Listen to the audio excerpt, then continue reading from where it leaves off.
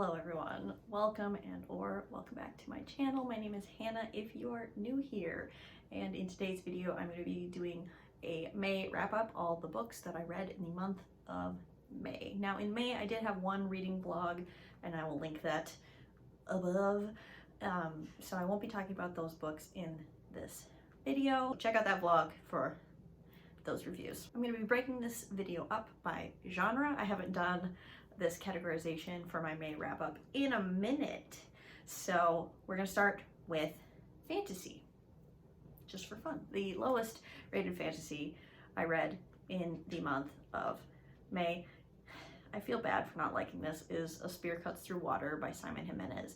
Was this a masterpiece of storytelling? Yes, of epic fantasy proportions. We're following two young men going on a quest, carrying this god's body across the land and getting into all sorts of trouble. And this is an epic fantasy, and it's a story within a story, and we're shifting perspectives, and the storytelling is truly masterful. Truly, this is an excellent book. However, I rate books based on my personal enjoyment and things that I like, and this book was a little too violent for me and grim dark, and I really am not a grim dark person. But the main reason that I gave this 2 stars is because of how involved gods are in the execution of the plot.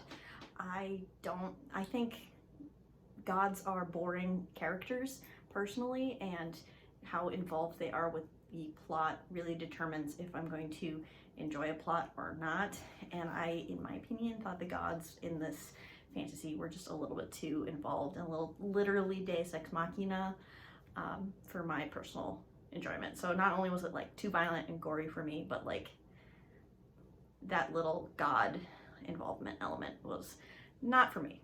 Then we have Illuminations by T. Kingfisher. This is a middle grade fantasy, and I gave this 3.25 stars. This was fun. This is about Rosa, who's 10 years old, and her family is painters, but painters in this fantasy imbue their paintings with magic, and the magics are small. For example, keeping rats out of the kitchen and making your toilet not smell, and your little magics like that. And one day she opens a box and this magical creature pops out and it tries to make a bunch of mischief for her family, so she has to figure out how to combat this little creature. And it's about family and friendship and overcoming hardship, and also an exploration on jealousy between friends, between family, and what that looks like for a young girl. And I liked it. I don't read a ton of middle grade, but this was kind of fun. And we have A Time of Courage by John Gwynne. This is a 3.5 out of 5 stars. This is the final book in the Of Blood and Bone spin-off series to his original quartet, The Faithful and the Fallen. And by my 3.5 star rating, you know that this is not the best concluding novel for me personally in the John Gwynne repertoire. I've now read all of John Gwynne's adult fantasy novels, and I'm very pleased that I've at least ticked this off the list, but I will say this isn't the best conclusion. I thought he was, and the reason is he was doing a lot of the same things in this series that he did in The Faithful and the Fallen, and I think he executed it better in The Faithful and the Fallen. Just my personal opinion. I still enjoyed it. I still had a good time reading it, but not my favorite of the series or favorite conclusion to a series. Then very quickly, I'll talk about my rereads. I reread Dawn Shard and Oathbringer. I reread Oathbringer and Dawn Shard and finished both of these this month. This is the 3rd book in the Stormlight Archive, and this is the little novella that is the 3.5 in the series, so between books 3 and 4, and I finished both of these. Oathbringer I really enjoyed, probably more on this reading than I did on my initial reading, so I think I'm giving this a 4.5 out of 5 stars. I cried at the end of this. I was actually really emotionally moved by this, And then Dawn Shard as a novella I really enjoyed. I love the wheelchair representation. Our main character in Dawn Shard is a wheelchair user, and I like how that was explored. And so I think I give this one 4 stars. Like, I really enjoyed this novella as well. Let's move on to sci-fi. The first sci-fi novella I have to talk about is Lost Ark Dreaming by Suyi Davies Okunboya.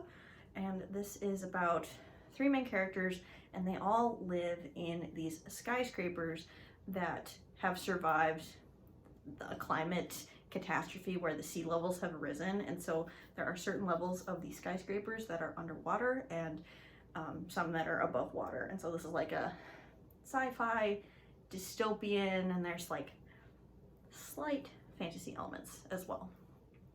And I gave this 3.5 out of 5 stars. This was enjoyable. This is fun to read. We're following 3 main characters, you know, from different levels of the tower, and then the 3 of them coming together to avert some kind of crisis. I don't want to give too much away because it's short. It was a quick read.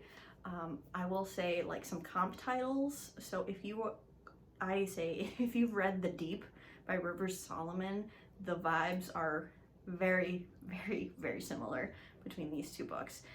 I read The Deep by Rivers Solomon, and again, I think I also gave that one like 3.5 out of 5 stars. So like, books like this for me are like pretty good. Another novella, sci-fi novella I read was Finna by Nino Kipri. This is set in an off-brand IKEA. Essentially what happens is a grandmother goes missing through a wormhole, through a portal in the IKEA, and these 2 exes who both work at these IKEA knockoff have to go and jump through portals to different worlds in the multiverse to find this grandma. And this was cute, this was fun, it was quick. 3.5 out of 5 stars. This was just kind of a fun time. An excellent time was The Last Murder at the End of the World by Stuart Turton. Now, this is a sci-fi murder mystery with like a dystopian flair to it, and I loved this. As both a murder mystery and a science fiction novel, I thought this was excellent. So this is about the remnants of humanity living on a very small island, and outside of the island there's this fog that has completely consumed the entire world, and if you go into the fog, there's this swarm of bugs that will like eat you alive. And so everyone else on the planet is dead. And so we're following this tiny little remnant of humanity living on this island. And a murder takes place, and there's only 125 people like living on this island. And the way that this story is told is super duper interesting. I don't know if I want to give it away, but the point of view is very fluid, which typically I don't enjoy, but I think this was done in a very smart way. Because it's a murder mystery, getting into everyone's heads and figuring out how they're feeling, what they're doing in this fluid way was really, really cool and very well executed in my opinion. I'm surprised I like this. I don't typically read stuff like this. I've heard reviews all over the place for this one, so I actually had really low expectations, and I ended up loving this. I gave it 5 out of 5 stars. I couldn't put it down. I was just listening to it constantly, and I kept thinking about it when I paused the audiobook. So 5 out of 5 stars for this. I really had a great time, and I love the cover. And the first editions have sprayed edges, which is very cool. A quick dip into the horror genre, we have What Moves the Dead by T. Kingfisher, and then its sequel, What Feasts at Night. And so What Moves the Dead is actually a reread for me, and I wanted to make sure I had these characters fresh in my brain before I went to the sequel. And What Moves the Dead is a Fall of the House of Usher retelling, which is a Poe, Edgar Allan Poe story. And I actually enjoyed this much more upon reread. This was creepy. The vibes were there. That sick to my tummy feeling was there the whole time I was reading this. I really liked this, and I gave this like 4 stars. This is a very solid novella. Unfortunately, I didn't love its sequel, What Feasts at Night, as much. So we're following Alex Easton, who is a sworn soldier from book 1 now into book 2, and Alex is returning to their home country, to their house essentially, and all is not well at the house. And I don't know, I just didn't think this was as spooky. It wasn't as scary to me as What Moves the Dead, but I mean, that's totally a personal preference. Yeah, this one was just fine. It was the epitome of like 3 stars. And I don't know, while I enjoyed, I guess, seeing these characters again, Alex and the mycologist and Alex's like sworn swordsman guy, I really like those characters. I don't know if the sequel was necessary. Are we getting another one? I'm not sure. Those are just my thoughts. I'll just very quickly mention A Man and His Cat, volume 8 and 9. I love this little manga series. It's just about a man who adopts a cat and his whole life kind of changes and all sorts of things happen. And I believe volume 8 I gave 5 stars and volume 9 I gave 4 stars. I really enjoyed. I think I've given every other book installment in this series 5 stars. I just felt like number 9 was more of a setup for volume 10 than a solid installment on its own, but it was still like 4 stars. Like, it's still an excellent series. Last but certainly not least is my one romance novel, and I loved it so much I read it twice. That's how you know I loved it, and that was Just for the Summer by Abby Jimenez. This is about Emma and Justin, and they both have the same phenomenon happen to them, that the people they date later go on to find the love of their life immediately after breaking up with them. And so they kind of commiserate online over this shared curse, and they decide to date each other in the hopes that when they break up with each other, they will go on to find the loves of their lives. And of course, it's a romance between the 2 of them. And this was Minnesota propaganda at its finest, and I'm okay with it as a Minnesotan citizen, resident. I've been here my whole life. I've lived here my whole life. I love Minnesota. This was great Minnesota propaganda. You should all come here.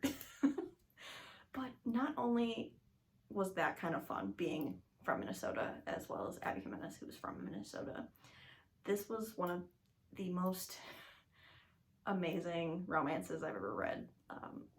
Justin is thoughtful and sweet, and he definitely falls first and is obsessed with Emma. He is so sweet and kind and very golden retriever like, and he has to take care of his 3 younger siblings because his mom does a white collar crime and is going to prison, so he has to essentially adopt his 3 younger siblings. And so he's dealing with a lot, and Emma is also dealing with her abusive mother, like, coming back into her life. And I really think in this one, Abby Jimenez balances the larger plot and the individual character plot lines as well as the romance between them. I thought this was so romantic and so emotional. I was like kicking my feet and clutching my chest and getting teary-eyed, like the whole shebang. That's how I want to feel when I read a romance book. Sorry, MAG. I read it once and then I just didn't return it to the library. I just started it over again and I listened to it twice, and I also purchased the audiobook to have in my collection forever because Abby Jimenez really is that girl. These 3 books, Part of Your World, Yours Truly, and Just for the Summer, are the 3 books in this series that I've read by her, are all incredible. And I ended up giving Just for the Summer 4.5 out of 5 stars. Not quite a full 5 stars. 0.5 difference is mainly because there is some character growth that does happen off page, and it would have been nice to see some of that character growth on page, but I understand where it is in the narrative, it wouldn't really make sense to have it on page, if that makes sense. Like, it happens so late in the book, like after the 3rd act conflict, where that character growth happens. So I understand, but I would have liked to see it. Those are the books that I read in May.